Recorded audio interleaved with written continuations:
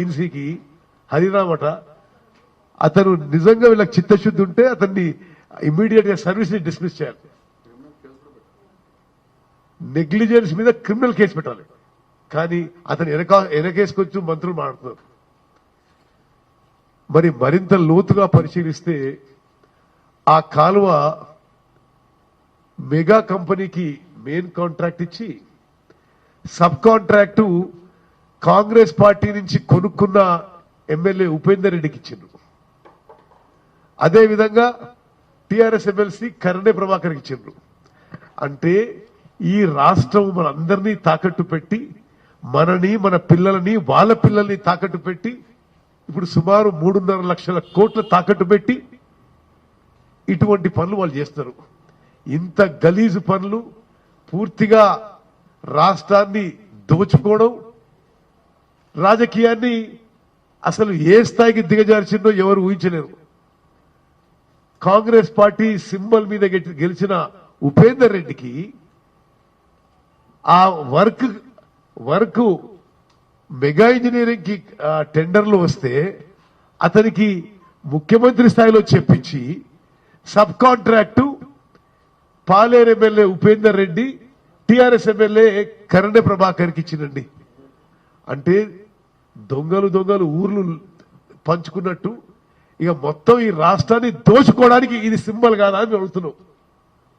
అసలు ఏంది కాంట్రాక్టులు, ఏంది టెండర్లు, ఏంది దోచుకోవడాలు, ఏంది సబ్ కాంట్రాక్టర్లు? నేరుగా ముఖ్యమంత్రి, ఇరిగేషన్ మంత్రి దీనికి సమాధానం చెప్పాలని చెప్పి మేము డిమాండ్ చేస్తున్నాం. తప్పనిసరిగా ఈ విషయం ఏ స్థాయిలో రేజ్ చేయాలో రేజ్ చేస్తాం. ఇక్కడ గవర్నర్ గారికి కేంద్ర ప్రభుత్వంలో అన్ని స్థాయిలో ఈ న్యాయస్థానంలో ఈ విషయం రేజ్ చేస్తాం. కానీ ఇది ముందుగా ప్రజానీకం లోపల తీసుకుపోవడానికి నేను ఈరోజు మాట్లాడుతున్నాను.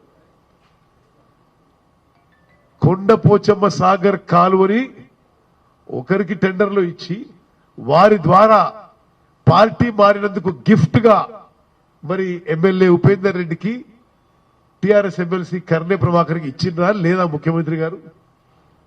ఇంత నిస్సిగ్గు నిర్లజ్జగా ఇంకా బహుశా ఏ ప్రభుత్వం గతంలో పనిచేయకపోయిండొచ్చు. నేను ఇంకొన్ని విషయాలు చెప్తాను మీకు ఇరిగేషన్ వర్క్ల గురించి.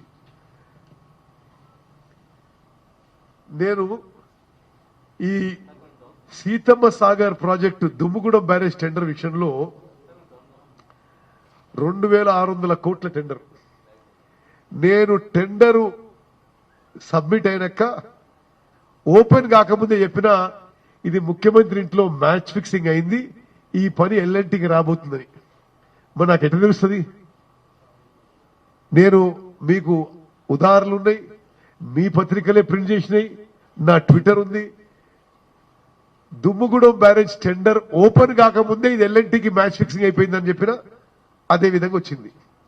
ఇంకా ఆశ్చర్యకరం ఏంటంటే దుమ్ముగూడెం బ్యారేజ్ టెండర్లో టెండర్ ఫ్లోట్ చేసిన తర్వాత ఎల్ఎన్టీ నుంచి అప్లికేషన్ తీసుకొని ఎలక్ట్రోమెకానికల్ క్వాలిఫికేషన్ లేకుంటే టెండర్ సబ్మిషన్ డేట్ పోస్ట్పోన్ చేసి వాళ్ళకి క్వాలిఫై చేయనిచ్చారు. ఆ టెండర్ 2600 కోట్లు. దీంట్లో కమిషన్లు 8%. మరి వీళ్ళకి 3 రోజుల్లో ఎలక్ట్రోమెకానికల్ క్వాలిఫికేషన్ ఇచ్చారు.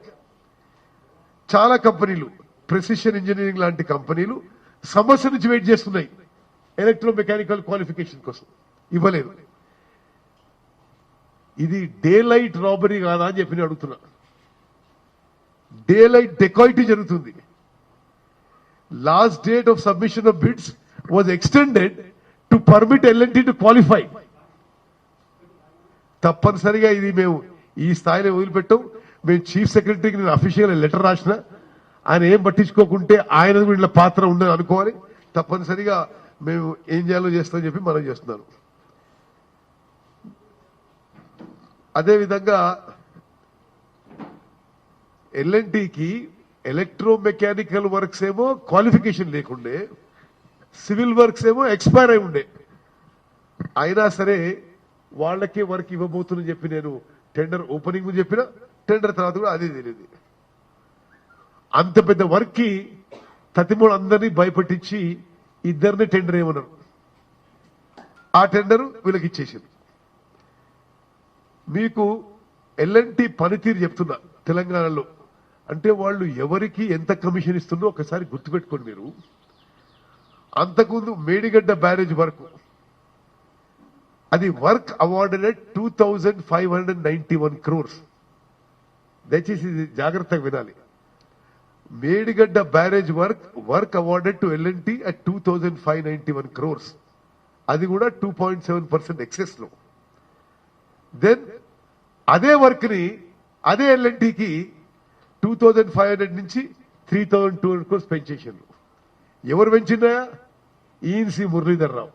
ఈఎన్సీ మురళీధర్రావు ఎవరా? మన అందరికి తెలుసు. 7వ సంవత్సరం కాంట్రాక్ట్ మీద ఎక్స్టెండ్ అవుతున్నాడు. ఆయనకి ఏం అకౌంటబిలిటీ రెస్పాన్సిబిలిటీ ఉంటుంది? అచ్చా, అంతటితో అయిపోలే. 2591 కోట్లు ఇచ్చిన మేడిగడ్డ బ్యారేజ్ 3260 కోట్లకి పెంచిండు అమాంతంగా. మళ్ళీ ఇంకా అసలు మీరు షాక్ అవుతారు. అదే వర్క్ ని 4583 కోట్ల పైసలు ఇచ్చిన ఎల్ఎన్టీకి. మేడిగడ్డ బ్యారేజ్ కి ముఖ్యమంత్రి గారు, as irrigation minister, you should answer to the people of Telangana. Is it not a fact that Medigadda barrage work was given in the tender to L&T at 2,591 crores and finally you paid 4,583 crores? మరి ముఖ్యమంత్రి గారు చెప్పాలి ఎవరికి ఎంత కమిషన్లు ముట్టినాయి. మరి ఇంత కమిషన్లు ముట్టినందుకు ఈ విధంగా ఈ కాస్ట్ ఎస్కలేషన్ చేసినరా. అదే విధంగా మరి మరో కంపెనీ ప్రతిమా కంపెనీ శ్రీనివాసరావు దగ్గర బంధువులు ముఖ్యమంత్రి గారికి 2014 వరకు వాళ్ళు ఇరిగేషన్ డిపార్ట్మెంట్ లో ₹1 పనిచేయలే. ఇప్పుడు వాళ్ళకి 10,000 కోట్ల రూపాయలు. ఇదంతా నామినేషన్ అంటే 10,000 కోట్ల రూపాయలు. అండ్ ఈ వర్కులు ఇవన్నీ కూడా 30 to 40% కాస్ట్ ఎస్టిమేట్స్ హైయర్. నేను ఈరోజు డైరెక్ట్ గా ముఖ్యమంత్రిని అడుగుతున్నా, ఈ మీరు ప్రతిమా శ్రీనివాస్కి ఇచ్చిన వర్క్ అదే వర్క్ ఛత్తీస్గఢ్ గవర్నమెంట్ లో ఎస్టిమేట్స్ 30 to 40% లెస్సర్. ఎవరు సొమ్మని ఈ విధంగా డేలైట్ రాబరీ, నిలువు దోపిడీ జరుగుతుంది తెలంగాణ రాష్ట్రాన్ని. నేను మళ్ళీ రిపీట్ చేస్తాను, 2014 కంటే ముందు ప్రతిమా శ్రీనివాస్ కంపెనీకి ₹1 ఇరిగేషన్ వర్క్ చేయలేదు. ముఖ్యమంత్రి బంధువు, I'm directly accusing chief minister of nepotism, వారు ఇప్పుడు 10,000 కోట్ల వరకు ఇరిగేషన్ డిపార్ట్మెంట్. మరి అదే విధంగా మరొక బంధువు మురళీధర్రావు గారు ఈఎన్సీ ఇరిగేషన్ 7వ సంవత్సరం వరుసగా ప్రతి ఇయర్ కాంట్రాక్ట్ బేసిస్ మీద ఎక్స్టెండ్ కావడం, ఆయన ఈ 1,000 కోట్ల వరకు అప్పనంగా అప్పచెప్పడం. మరి ఇది తెలంగాణలో ఇంత పెద్ద దోపిడీ జరుగుతుంది. మరి ఈ మధ్య ఇది జేపీ నడ్డా, మరి రామ్ మాధవ్ బీజేపీ వాళ్ళు పెద్ద పెద్ద మాటలు మాట్లాడినారు. మరి పెద్ద పెద్ద మాటలు వద్దు సార్, మీకు అన్ని ఆధారాలు ఇస్తాం మేము. మీ కేంద్రంలో ప్రభుత్వం వెంటనే సిబిఐ ఎంక్వైరీ చేయండి, మేము ఆధారాలు ఇస్తాం మీకు. మా విషయంలో కూడా అది ఇంకో విషయం చెప్పాలి మీకు. గతంలో ఇరిగేషన్ వర్క్స్ లో టెండర్ అప్రూవల్ ప్రత్యేకంగా పెద్ద వర్క్స్ కి ఇరిగేషన్ మినిస్టరు ముఖ్యమంత్రి సంతకం పెట్టాలి. ఎవరి ఆదేశాల మేరకు కేసీఆర్ ప్రభుత్వంలో ఇప్పుడు ఇరిగేషన్ టెండర్స్ అప్రూవల్ ముఖ్యమంత్రి యాజ్ ఇరిగేషన్ మినిస్టర్ సంతకం పెట్టకుండా అప్రూవ్ చేస్తున్నారో చీఫ్ సెక్రటరీ గారు, ఇరిగేషన్ సెక్రటరీ సమాధానం చెప్పాలి. ఎందుకు అంటే ఎప్పుడో నాడు నిలుపుతాం కాబట్టి కేసీఆర్ గారు సంతకం పెట్టకుండా కిందతో సంతకం పెట్టించేసి ఈ భారీ మరి అంటే ఏ స్థాయిలో లాస్ట్ కాంగ్రెస్ గవర్నమెంట్ లో ఈ ఇరిగేషన్ వర్క్స్ టెండర్స్ అప్రూవల్ ముఖ్యమంత్రి స్థాయిలో జరిగేది. ఇది కింది స్థాయిలో చేయించి చేతులు దులుపుకుంటున్నారంటే మరి ఏదో పొరపాటు జరుగుతుంది, రేపటి రోజు ప్రమాదం అవ్వచ్చు అని ఆవిడ కిందోతో సంతకం పెట్టిస్తుంది. మరి కిందోడు సంతకం పెట్టుకున్న వాళ్ళు మేము ఏమంటాం అంటే, మీ ఇష్టం బాబు, మీరు మీ సంగతి ఏమైతుందో తర్వాత ఆలోచన చేయండి, మీతో పాపం పనులు చేయించుతుంటే ముఖ్యమంత్రి సంతకం పెట్టమని చెప్పండి. ఈ విషయాలలో మరి ఈ రూల్స్ ఎప్పుడు మార్చిండ్రు, ఎందుకు మార్చిండ్రు? ఇప్పుడు ఉదాహరణకి ప్రతిమా శ్రీనివాస్కి 10,000 కోట్ల ఇరిగేషన్ వరకు అప్పచెప్పిండ్రు. ఏ స్థాయిలో అప్రూవ్ అయినాయి అంటే మురళీధర స్థాయిలోనా? గతంలో ఈ స్థాయిలో వర్క్స్ ముఖ్యమంత్రి సంతకం పెట్టాలి, సీఎం సంతకం పెట్టేది. ఇప్పుడు సీఎం సంతకం లేకుండా కింద ఇస్తున్న వాళ్ళు ఎందుకు ఈ ప్రొసీజర్ మార్చిండ్రు అనే విషయాన్ని నేరుగా మేము ముఖ్యమంత్రి గారిని ప్రశ్నిస్తున్నామని చెప్పి మనం చేస్తున్నాను.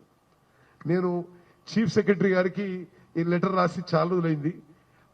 అది కాపీ మరి ఏసీబీ డైరెక్టర్ జనరల్ కూడా ఇచ్చిన, మరి వాళ్ళు ఇప్పటి వరకు ఏమీ స్పందించలేదు. స్పందించకుంటే మేము నెక్స్ట్ స్టెప్ తీసుకుంటామని చెప్పి కూడా నేను మనం చేస్తున్నాను. ఈ విషయంలో మరి కొంత బట్టి విక్రమార్క గారు మాట్లాడని చెప్పి మనం చేస్తున్నాను.